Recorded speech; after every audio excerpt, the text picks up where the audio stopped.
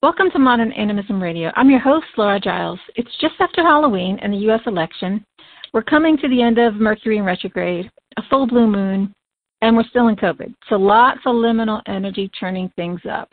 I'm kind of scattered because of it, so guess what? Our podcast is going to be too. There's a lot happening, so I'm just going to share my take on some of the things from an animist perspective. So it's not the animist perspective. If you ask 50 animists for their take, you're going to get 50 different responses. So think of this as like a talking circle of two. So you and me, but you get to be the listener. So take what works for you. Let some things open your mind, if they do, and walk away from other things. It's all good. Just kind of, see what strikes you. So let's give thanks to the elements and ancestors first.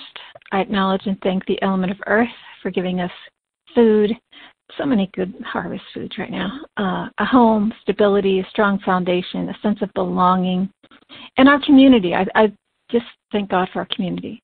I acknowledge and thank the element of air for helping me to be inspired, asking questions of all the stuff that's going on around me, and staying in touch with you. Hopefully we make a connection, even though it is a one-way conversation. Thanks also for helping us to hear the whispers of the other world, which hopefully you guys got to be in touch with your people. And I acknowledge and thank the element of fire for giving us the power to create change within ourselves and the outer world, and a sense of responsibility to keep things balanced. And that's really kind of why I'm talking about what I'm talking about today. It's a way of standing in my power. I acknowledge the element of water, and thank you for reminding us to go with the flow, and I ask you all to do that too today in this podcast, helping us to feel so that life is meaningful adventure. And I'm kind of in my feels today. I know you don't hear me talk about feels too much. I'm not a feeler so much, despite being triple water. But that's kind of what's inspiring me to talk about these things. So invite you on that journey with me. And water, I thank you for taking us to dark places to see what's hidden so that we keep growing. And that's why we're talking too, just to kind of bring that stuff out. Acknowledge and thank our loving, helping ancestors from the human, plant, animal, and mineral kingdoms. I thank you for the blessings that we receive that are both seen and unseen, and ask you for your continued support so that we can continue to be of service to all. That's what we're here for, right? And a big thank you to all our listeners and supporters for being here. Thank you for your comments and questions. If you like what you hear, please let us hear your voice on our Facebook group. Pan Society isn't a majority rules type of organization or even one that has any dogma at all. So we want to hear your voice, even if you have an unpopular stance. So you may be the child in the parade who points out that the emperor is naked. So enlighten us. And if you'd like to support our organization with a donation, you can do that at buymeacoffee.com/Pan Society. So lots has been happening. I'm going to start with my trip to the battlefield, which happened a couple of days before Halloween. For those of you who have been listening to me for a while, I talk about battlefields a lot. I write about battlefields. There's some blog posts about that. Because I work in Richmond, Virginia, which was the Confederate capital, and really an area that had a whole lot of fighting in the American Civil War. And there's a slave trade here. We have the Slave Trail, which is now a tourist attraction. People can learn about that. And there's a lot of blood in the land, lots and lots of blood in the land. And the battlefield that I went to isn't the only one. There's lots of them around here where lots of people died. I think there was 7,000 in an hour. And in 1 hour of fighting, 7,000 with close combat. So this isn't like, you're bombing people. This is like, anyway, you get the picture. So there's a lot of spirits roaming the land, lots of disturbed stuff, and you feel it. It's a pretty conservative place, but there's layers to Richmond, and there's fun pieces too, but a lot of people feel that darkness, that heaviness that comes from having the slavery and the fighting that happened here. So going to battlefields on days like Ancestor Day are things that I like to do. Memorial Day, to honor the people who sacrificed for whatever they believed in. Well, for both sides. It's not even about, doing the right side, because that battle's already over. It's really just you died here, you bled here, and let's clear that up so that it's no longer here. And that's really what I was doing there. And I kind of say this Ancestor Day is over, but something to give you something to think about. Your ancestors are absolutely your DNA people, but it's more than that. There's ancestors of the land that need tending, and I think this is so important for the new animists that are coming up today, because we carry such a burden for all the people, for all the generations who didn't have a way to come clean spiritually, who didn't have any tending, who are forgotten, and they're still here. If you can do that, if you can be of comfort to the dead, help them move on, honor them, speak their stories, see their names, in any kind of way, if it's one or two people, it's helpful, I think. So that's why I did that. It was a glorious day, really, really beautiful, clear skies. And actually, this place that I went to was I've been to before, and it has been pretty disturbed, but it was pretty peaceful on that day. So it was really, really enjoyable. Walk through the woods and through the lands where these people died. Something else, like I said, that you might want to think about doing with your time. And it helps to ground you. It helps to ground me to the land and this place where I live. Helps me to get to know it a little bit better and where it's been and where it's going. So it was very, very useful. Ancestor Day, as you know, is a time to honor your ancestors, speak their stories, remember them. And, of course, I do that every day. So that wasn't really, it was a little bit more of a production. We were going to do a public one so that people who were new to it could join in. It was cold. We were going to do a bonfire outside. It was cold and rainy, and so we ended up canceling it. So my Ancestor Day was solo, and it, was involved with a dinner and all that. So it was a little more than I do on the average day. But I didn't get anything particularly different than I would on any other day.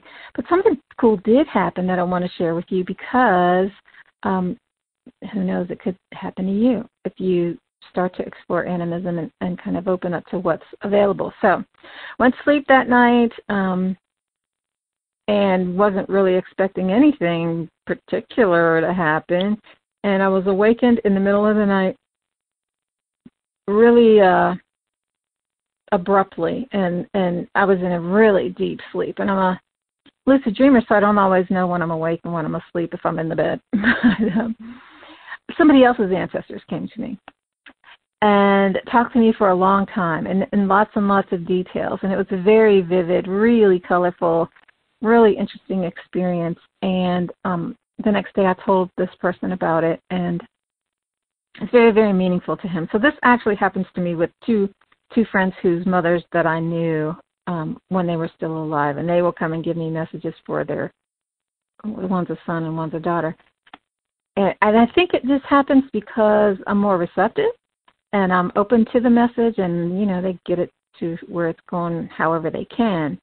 So you may not just get messages for yourself. You could get messages for other people.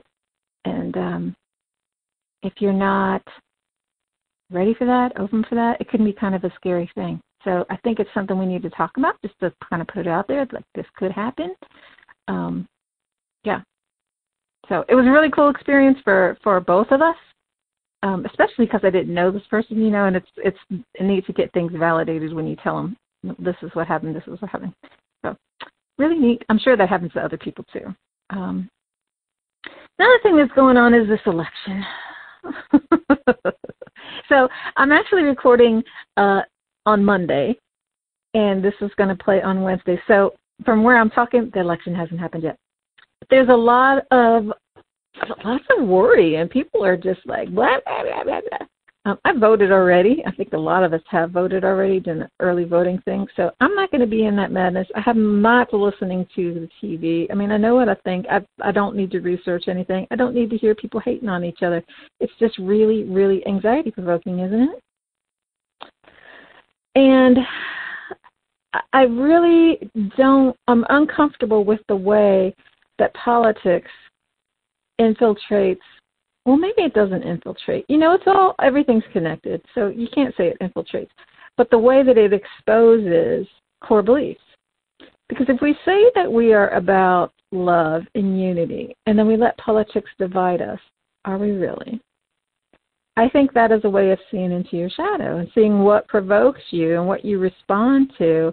And, I've been saying way more than I probably should have about that. I don't really care. I don't care what people do. I don't care what people think. If it's working for you, great. Because I really, truly do believe in complementary duality. And there's a time to be in the light. There's a time to be in the dark. And it's all good. It's all about balance. And if I can learn something, fabulous. From somebody else, and if nobody's willing to say what they think, then we can't learn from each other. So I'm willing to hear anybody. But one of the things that I heard was about, well, I'm not even going to go there because it's not about picking a fight and outing anybody or any of that. So let me just talk about the result, okay? So I'm sure you've heard the Cherokee, I don't even know if it's a Cherokee story, but it's being passed around like it is a Cherokee story, of the grandfather and his grandson. And the grandfather is telling him, there are two wolves inside of you. And one is angry and mean and hurtful. And the other one is good and kind and sweet.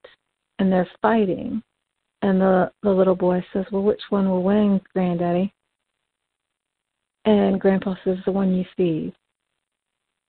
Absolutely true. So if you're sitting there in anxiety and fear, guess what? That's infectious.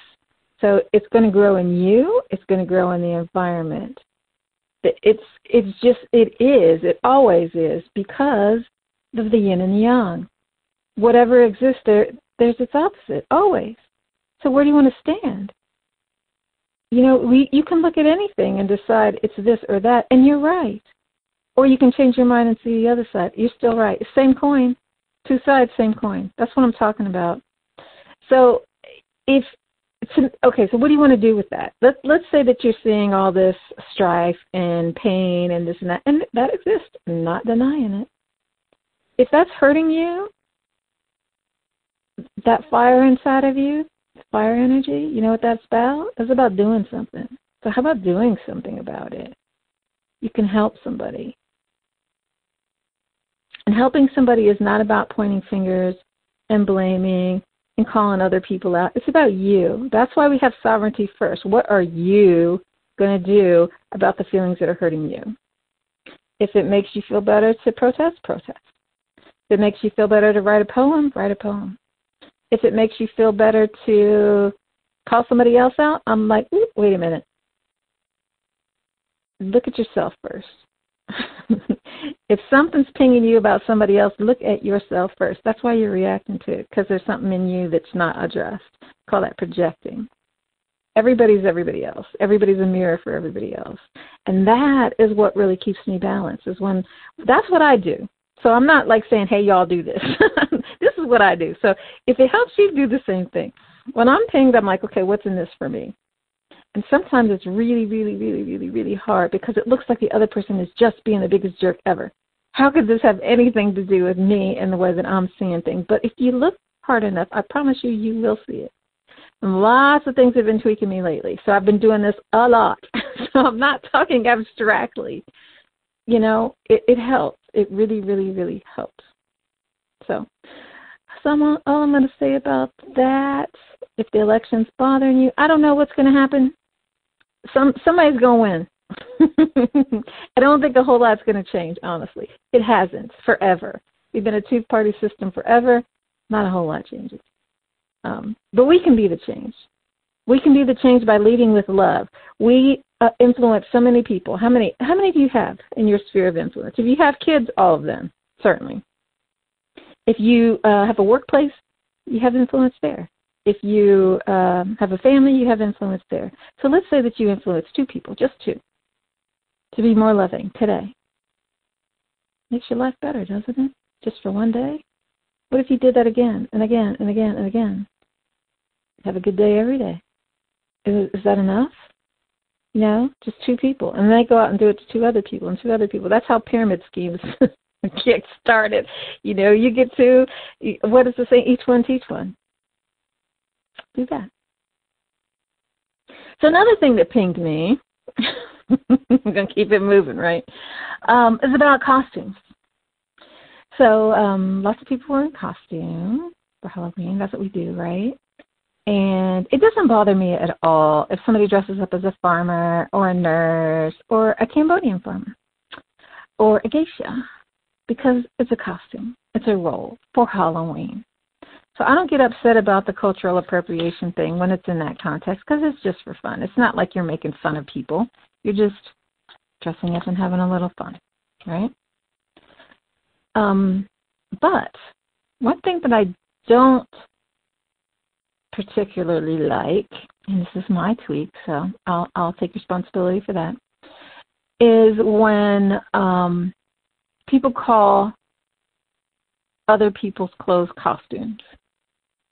A costume is something that you wear on Halloween. It is not your everyday clothes. It's not your ritual clothes.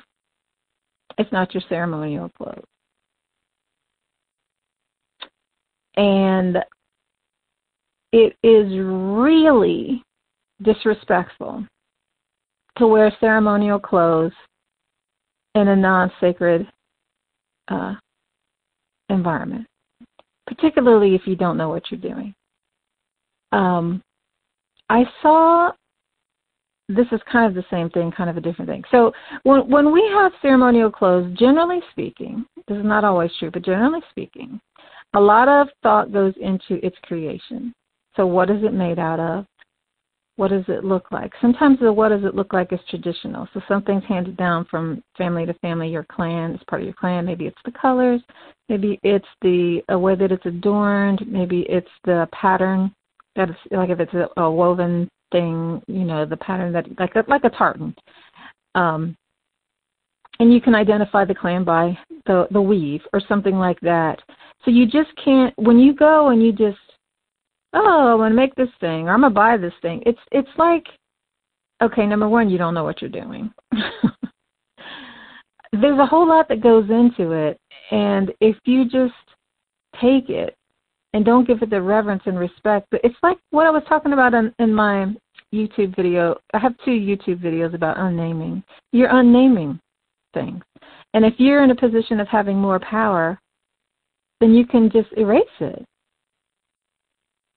There's a lot of consequence that goes along with that. So I saw selling of sacred artifacts on eBay the other day.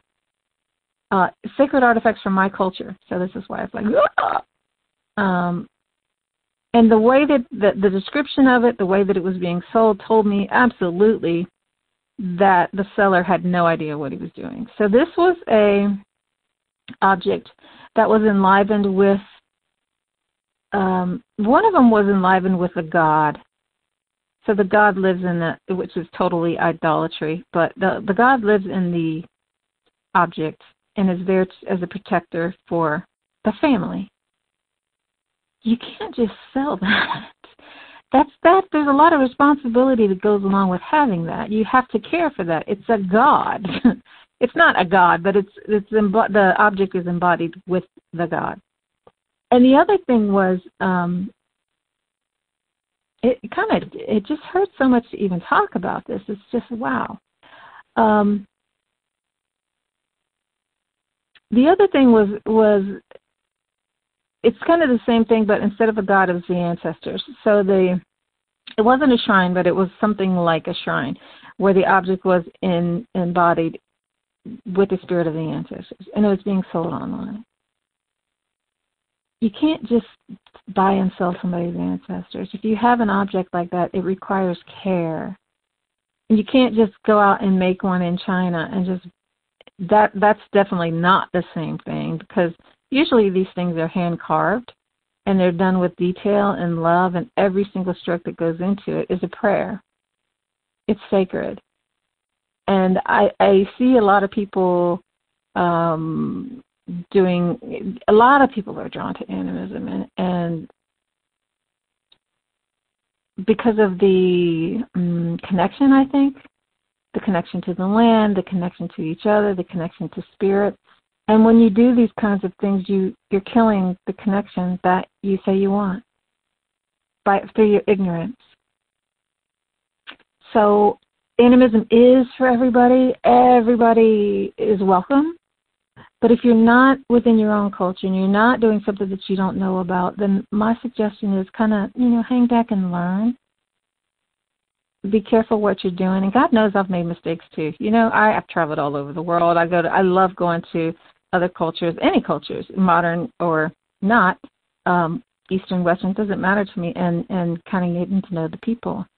And made a lot of mistakes, made a lot of assumptions. So I'm not speaking this like I'm holier than thou, but when it's your culture that's being destroyed and you see your culture for sale and your culture being unnamed, erased, cheapened by mass manufacturing and people who have more power, who just come in and sell stuff and talk about your people like they know what they're talking about and they don't know what they're talking about. And then they're, because of their voice is louder, that becomes the truth, the new truth. And that's not cool, man. Not cool. So I talked about a lot of stuff. I have a video on YouTube. It says, come on, I think the title is Come On, Disagree With Me. Totally invite you to disagree with me. Show me another side. This is what talking circles are about. It's about talking about your own experience so that we can understand each other, so that we can hear each other, so that we can exist in the same space peacefully. I don't have the only experience in the world. I don't have the right experience in the world. All I have is mine. My feelings are not the only feelings. And so if I don't ever hear your side, then I can't understand your side. So we here at Pan Society give a voice to everybody. And I know that's not always easy to hear because everybody's lived a different life.